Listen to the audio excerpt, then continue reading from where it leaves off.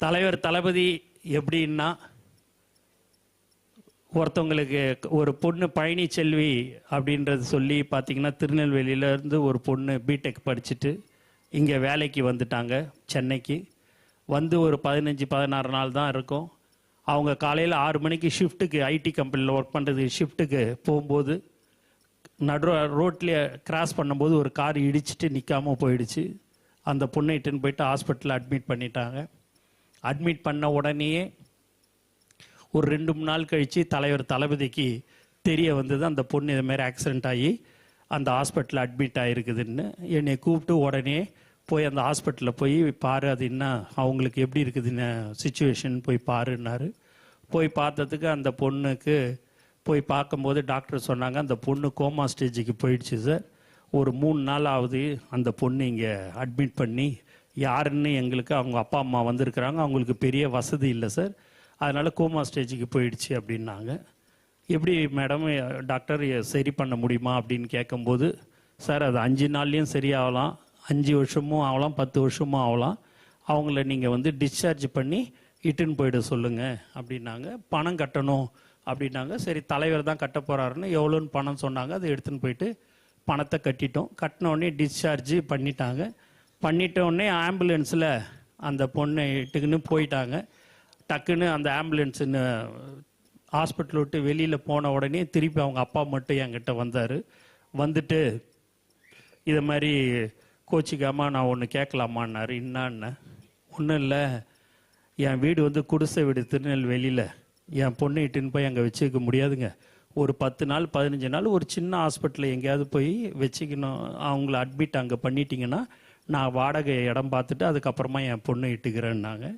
ஏங்க நீங்கள் இதை முதலே சொல்லக்கூடாதா அப்படின்னு கேட்டேன். கேட்டதுக்கு அவங்க அப்பா சொன்னார், நான் உங்ககிட்ட ஹெல்ப்பு கேட்கல, நீங்கள் ஏதோ சோஷியல் மீடியாவில் ஏதோ பார்த்துட்டு செய்கிறீங்க, அதனால் உங்களுக்கு தொந்தரவு கொடுக்கக்கூடாது, தலைவருக்கு தொந்தரவு கொடுக்கக்கூடாதுன்னு சொல்லிட்டு தாங்க நாங்கள் அப்படி இது பண்ணோம் அப்படின்னாரு. சொன்ன உடனேயே நான் தலைவர்கிட்ட சொன்னேன், ஏன் அதே ஹாஸ்பிட்டலில் இருந்திருக்கலாமே, ஏன் டிஸ்சார்ஜ் பண்ண? இல்லை அவங்களுக்கு தெரிஞ்ச ஹாஸ்பிட்டலில், அவங்க திருநெல்வேலியில் அவங்களுடைய சொந்தக்கார யாரோ ஒருத்தர் டாக்டராக இருக்கிறாராம், அந்த ஹாஸ்பிட்டலில் அட்மிட் பண்ணிக்கலாமான்னு கேட்குறாங்கன்னு. அது எத்தனை நாள் ஆனாலும் சரி, எத்தனை வருஷம் ஆனாலும் சரி, அது கொண்டுன்னு போயிட்டு அட்மிட் பண்ணிட்டு அவங்க சௌரியத்துக்கு நீ சொல்லிடுன்னாரு. சொன்ன உடனே அந்த பொண்ணை அந்த ஹாஸ்பிட்டலில் போயிட்டு அட்மிட் பண்ணி 15வது நாள் அந்த பொண்ணு நன்றாக கண்முழித்து இன்று நன்றாக இருக்கிறது என்பதை தெரிவித்துக் கொள்கிறேன். அந்த பொண்ணை ஒரு 10 மாதம் 1 வருஷம் இருக்கும்னு நினைக்கிறேன். அதுக்கப்புறமா இங்கே தான் இந்த இடத்துக்கு வந்தாங்க. வந்தவுடனே, அண்ணா என்னை தெரியுதா நினச்சி, பழனிச்செல்வி என்னை தெரியுதான்னு நினச்சி. சொல்லுமா என்னம்மாண்ணே. அண்ணா எனக்கு கல்யாணம் அண்ணே அப்படின்னுச்சு. ரொம்ப சந்தோஷமா அப்படின்னா, அண்ணன் தலைவர்கிட்ட ஆசீர்வாதம். இல்லைம்மா அவர் ஷூட்டிங்கில் இருக்கிறாரு, வந்த பிறகு நான் சொல்கிறேன், நீ பத்திரிக்கை கொடுத்துட்டு போகணும், உங்களுக்கு இந்த அண்ணன் பத்திரிக்கைன்னுச்சு. தலைவரை பார்த்துட்டு கொடுத்துட்டு போகணும். இல்லைம்மா வர்றதுக்கு 1 வாரம் 10 நாள் ஆகும் அப்படின்னு சொன்னேன்.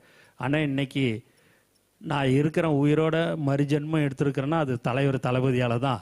அவரை பார்க்காம நான் ஆசீர்வாதம் வாங்காமல் நான் போக மாட்டேன்னு நினச்சி நான் உடனே சொன்னேன், நீ வந்திருக்குது திருநெல்வேலியிலேருந்து, அடுத்த வாரம் உனக்கு புதன்கிழமையோ வியாழக்கிழமையோ கல்யாணம், அது அடுத்த வாரம் உனக்கு கல்யாணம், இங்கேருந்து போகிறதுக்கே 1 நாள் 1.5 நாள் ஆகிடுமா, நான் சொல்கிறது கேளு நீ போ அப்படின்னு. ஆனால் இல்லைண்ணே, என் மாமனார் மாமியார்லாம் ரொம்ப தங்கமானவர், என் கணவரும் தங்கமானவர், நான் ஃபோன் பண்ணி சொன்ன உடனே எப்போ நீ தலைவர் தளபதியை பார்த்துட்டு வரையோ அது வரைக்கும் நாங்கள் காத்துன்னு இருக்கிறோன்னு சொல்லிட்டாங்கன்னு நினச்சி.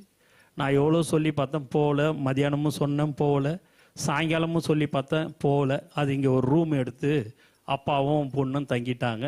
நான் தலைவர்கிட்ட சொன்னேன், சொல்லி எப்படியாவது அனுப்பிச்சிருந்தேன்னாரு. எவ்வளோ சொல்லியும் அது கேட்கல சார் அப்படின்னு சொல்லி அந்த ரூம்லேயும் போய் அவங்ககிட்ட சொல்லி பார்த்தேன், அப்பயும் போகல அப்படின்னு சொன்ன உடனே அவரே இரவோடாக ஆந்திராவில் இருந்தார். அவரே தனியாக காரை ஓட்டின்னு அந்த பொண்ணை ஆசீர்வதித்து பரிசு பொருட்களை கொடுத்து அனுப்பி வைத்தவர் தான் தலைவர் தளபதி என்பதை இந்த நேரத்தில் நான் தெரிவிச்சுக்கிறேன்.